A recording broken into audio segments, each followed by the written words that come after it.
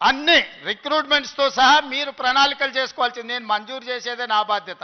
Public service commission ఆనాడు group 1 పరీక్షా పత్రాలు జిరాక్స్ సెంటర్లలో పల్లి బఠానీల కింద అమ్ముకుంటే పబ్లిక్ సర్వీస్ కమిషన్ని ప్రక్షాళన చేసి కొత్తగా నియమించి పరీక్షలు నిర్వహించి దాదాపుగా 85% ఎస్సీ ఎస్టీ బీసీ మైనారిటీలు ఈరోజు సెలెక్ట్ అయ్యే పరిస్థితి ఉంటే కొంతమంది అడ్డుకోవాలని కోర్టుకెళ్ళి స్టే తీసుకొచ్చి సంవత్సరాల కొద్దీ 2011లో పబ్లిక్ సర్వీస్ కమిషన్ గ్రూప్ 1 పరీక్షలు జరిగితే 2025 వరకు మళ్ళీ పరీక్షలు జరగలేదు.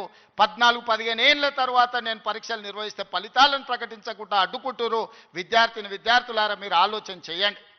60,000 ప్రభుత్వ ఉద్యోగాలు ఒక్కొక్కరి తలలు లెక్కబెట్టి ఎల్బీ స్టేడియంలోనే వాళ్ళ కుటుంబాలు వాళ్ళ తల్లిదండ్రులను పిలిచి నియామక పత్రాలు అందించి 60,000 ప్రభుత్వ ఉద్యోగ ఖాళీలను మొదటి సంవత్సరంలోనే భర్తీ చేసిన.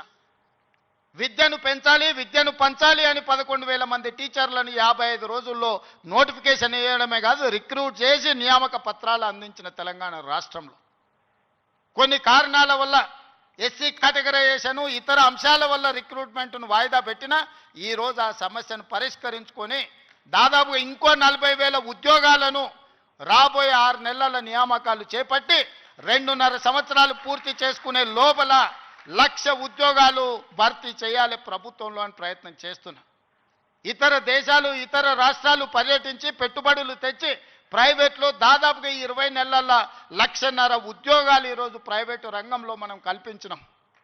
ఈరోజు తెలంగాణ రాష్ట్రము అభివృద్ధి చెందిన రాష్ట్రంగా ఈరోజు వేగంగా ప్రయాణం చేస్తుంది. Self collection of revenue, law and order, policing ప్రతిదీ దేశంలోనే నెంబర్ 1 రాష్ట్రంగా ఈరోజు కేంద్ర ప్రభుత్వం గుర్తించింది. నేను చెప్పట్లేదు, కేంద్ర ప్రభుత్వం నివేదికలు చెప్తున్నాయి. శాంతి భద్రతలను కాపాడడం నుంచి మొదలు పెడితే ఈరోజు నిత్యావసర వస్తువుల ధరలను నియంత్రించడంలో ఇన్ఫ్లేషన్లో కూడా Telangana is lowest inflation state in the country. 1.5. బయట రాష్ట్రాలకి జాతీయ స్థాయిలో 8% ఇన్ఫ్లేషన్ ఉంటే ఇతర రాష్ట్రాల 6-7% ఉంటే నిత్యావసర వస్తువులను నియంత్రించి 1.5% ఇన్ఫ్లేషన్ ఉన్న రాష్ట్రంగా తెలంగాణ మొట్టమొదటి స్థానాన్ని ఆక్రమించింది.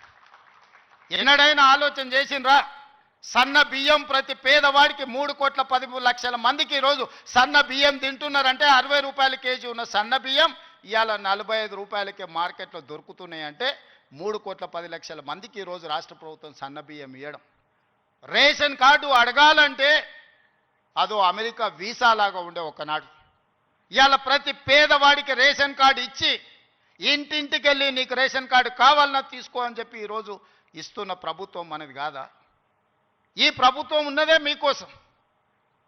వీటిని అమలు చెయ్యాలి అంటే నియమ నిబంధనల ప్రకారం మనం పనిచేయాలి.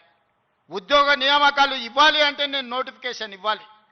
ప్రభుత్వ శాఖలలో ఖాళీలను తెచ్చుకోవాలి, రేషనలైజేషన్ చేయాలి, ఎక్కడెక్కడ ఖాళీలు ఉన్నాయో గుర్తించాలి.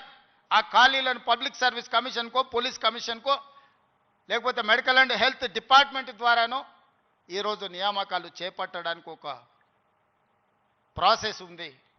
ఆ ప్రాసెస్ ప్రకారం మనం ఈరోజు చేసుకుంటున్నాం.